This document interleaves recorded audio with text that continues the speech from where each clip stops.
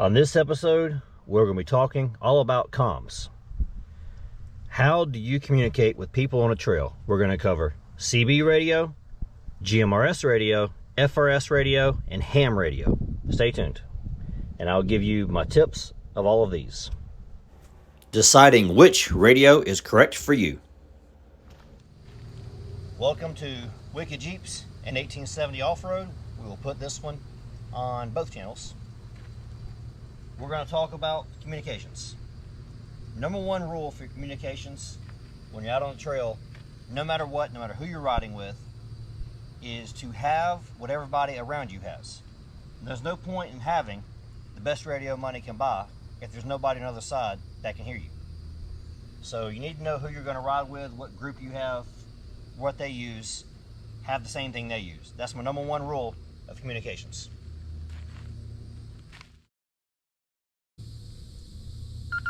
Channel mode. GMRS. If you're riding with Wicked Jeeps, if you're riding with 1870 Off-Road, this is what we use. Come on with me. I keep mine mounted right here. I also have another remote handheld that I carry with me. So if I'm getting out of the Jeep, if I have to get out and spot because I'm going down a trail, sometimes I got somebody with me, I need to give them one because they didn't bring one with them, I give them a loaner. I always carry GMRS. These are my favorite. They're really good to hear. They're very affordable. These are $25 to $35 a piece.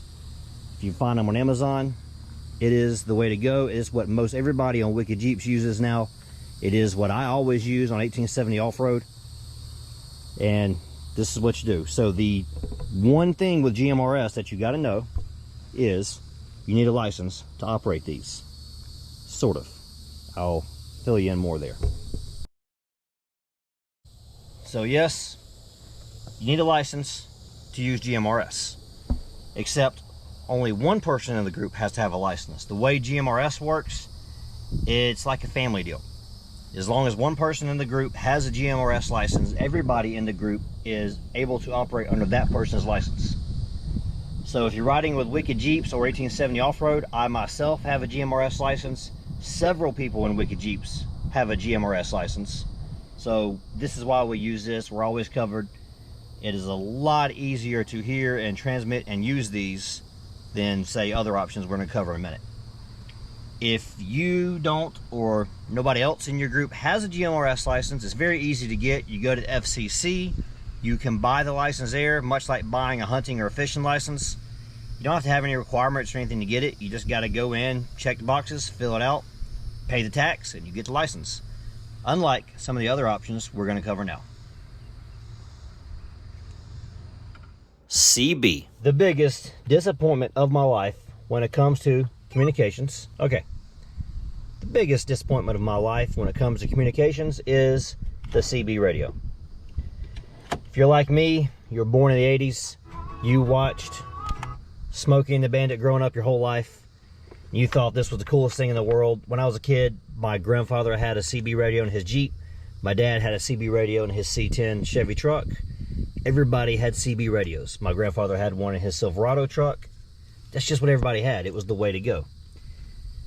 I could not wait till I finally had me a CB radio. I've wanted one for years. Put one in my Jeep about 2020. No, I didn't have my Jeep in 2020. It was 2021. Bought my Jeep in 21. So in 2021, the first mod I did to my Jeep was the CB radio. I'd ordered everything. I was so excited. I get it. And as you can see right now, I'm on channel 19. I got the squelch all the way up. There's nobody on it. Nobody on 20. Nobody on 22. There is nobody on CB radio. This is the biggest disappointment in my life. I hated it when I got it. I couldn't believe nobody was on it. I love these things. We used them as a kid. They're outdated because better stuff has come out. I don't recommend CB radio for that reason. We used to use it on Wicked Jeeps, but over the past, I'll be honest with you, I don't think I've used it with the Wicked Jeeps in a year and a half.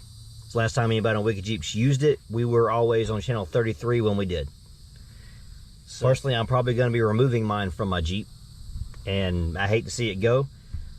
I so was looking forward to the day that I got a CB radio, and now I'm going to let this one go. So eventually this is going to come out, and I will be GMRS exclusively. But for the time being, if you want to use CB radio, it works. You know the limitations. This is the oldest technology. It is civilian banned. It is free to use. There's no license required. But just know that there is nobody hardly out there using it anymore.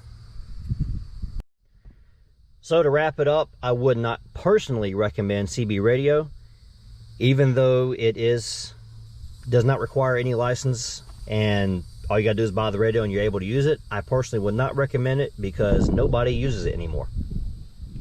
FRS. Another option that is free, simple, cheap, and also does not require a license, much like the CB radio, is FRS radio. These are, some people call them bubble packs. You can go to Walmart, you can go to Bass Pro Shops, wherever you buy your stuff at, you can go there and they sell these handheld radios, walkie-talkies like we used to call them back in the day. They work great. Essentially, they are an underpowered GMRS radio. The difference is with these, they only have half a watt of power. GMRS uses 5 watts of power. So if you decide to buy the FRS radio, just know your range is extremely limited, but you don't have to have a license. Everybody in your group can have them. The benefit to these, however, is that they are on the exact same frequency as a GMRS. So if I'm on channel 18,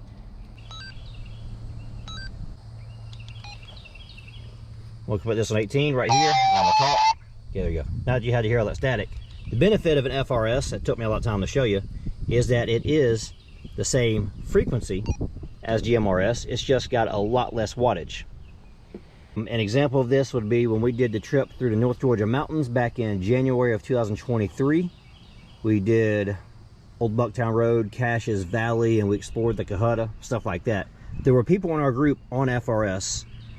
Once your group got spread out on the road, you could not hear the front and back of the group if you're on FRS. GMRS, you can. Range is just very limited.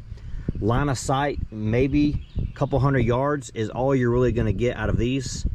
You can get up to a mile or two with these. I highly recommend GMRS over that. I guess the Jeep wanted to come in. No, that was not the Jeep, that was my dash cam. Ham radio. Finally, we say the best for last. This is the Cadillac of communications, the ham radio. This is the best thing money can buy when it comes to using communications. Unlimited range, you can mod these out. Tons of options. These, the best clarity, everything you'll ever get is with ham radio. However, ham has a downside. You have to have a license to talk on ham radio. Anybody can listen, but in order to transmit on ham radio, you must have a ham radio license. You cannot just go buy the ham radio license, you have to test. And then on top of that, the person you are talking to, technically, is supposed to have and pass the test to have a ham license. Now, of course, that's not your problem. If they're breaking the law, that's their problem. But because of this, at least here in where Wicked Jeeps rides here in Georgia, not a lot of people are using ham. I think when I see ham radio users, it seems to be more out west where there's a lot more sparsely populated areas. That's where ham kicks in. You can bounce off repeaters, just like you can on GMRS. Ham has a lot more range, a lot more power, a lot more customization. So I think that's why you see so many people using ham out west. Here in Georgia, everybody's on GMRS. I don't know anybody uses ham here. That being said, let's cover the similarities between ham and GMRS. So GMRS is kind of like if ham radio and CB radio had a love child, that would be GMRS. It's simple, easy to use. However, it has a lot of benefits of ham as far as being digital, tunable, all that stuff. And you'll notice these are actually the exact same radios. With baoefang, they basically pre-programmed an old ham radio so that it only operates on GMRS. Thing with ham, you can customize it. You can change antennas. As you can see right here, the antenna comes apart. and it comes off. You can customize different antennas. With GMRS, you cannot do that. It is not moddable. It is securely locked in with this Allen key that cannot be removed except with an Allen wrench and then change the antenna. That is an FCC no-no. So baoefang lock them in with an Allen key so that you can't remove them. Otherwise, function. All right, we are back from my battery tragically dying while discussing ham and GMRS radios with a new battery in the GoPro. So here we go. To summarize the baoefang I have here, the UV5X compared to UV5R, this is ham radio, fully capable. This is GMRS only. It has been digitally locked out by baoefang so that it will only transmit on GMRS stations. You can, however, receive anything and monitor anything on ham radio just by typing in the code in here. And tell you what, let's make a summary.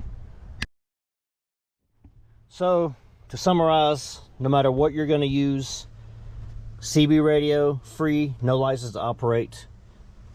I say free, I mean you got to buy the radio. But to operate this, no license required, no fees required. To operate FRS, these are your standard walkie-talkies you buy at any store. To operate either one of these requires no license, no special taxes you got to pay, nothing. You just buy the radio, turn it on, and talk. To operate these two, you need a special license, GMRS and ham.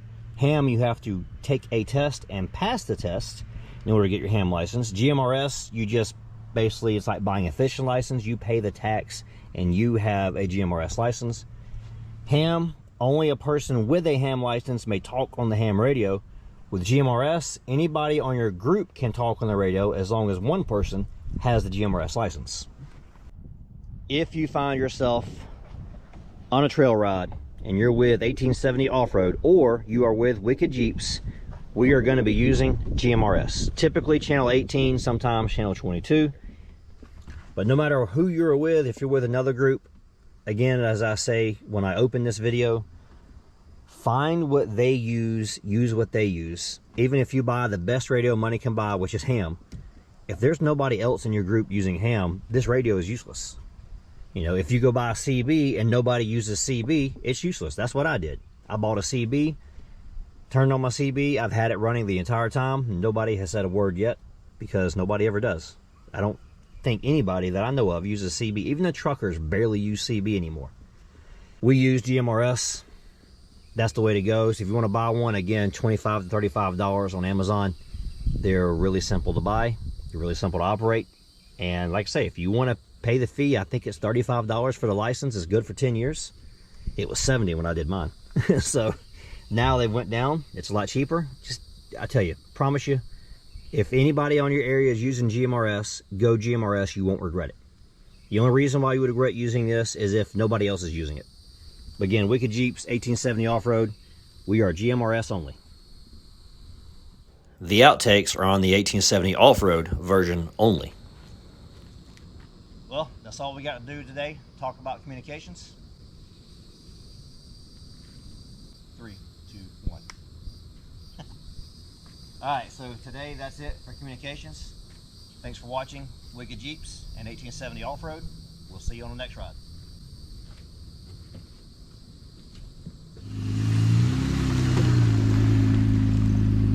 Haha, nope, something fell out when I drove off.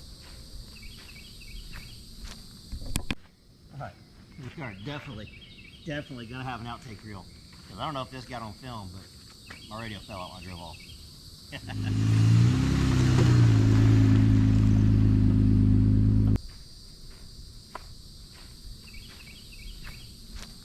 Heard background noise while we were filming this amazing trail. That would be because my neighbor was over here and he is running a tractor at his house. You would say to yourself, my neighbor?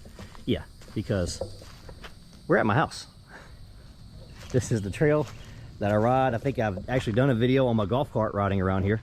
But yeah, these are trails in my house. They're all but the one over there through the woods up there. You can't see it, but this is Jeep width. That's Jeep width. There's one back down there in the woods that way. It is Jeep width. There's a big hill over here. It is Jeep width. Not the width of the Jeep is the one that connects them all together on the top, the north end of the property up there. So yeah.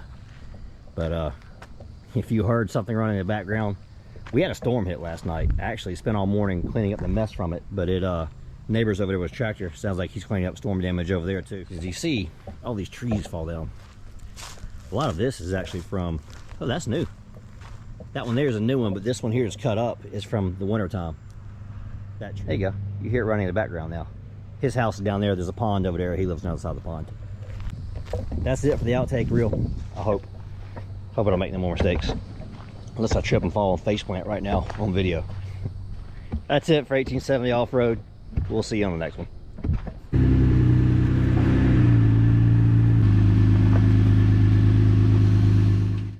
Well, and after that amazingly long ride from over there to over here, we are home.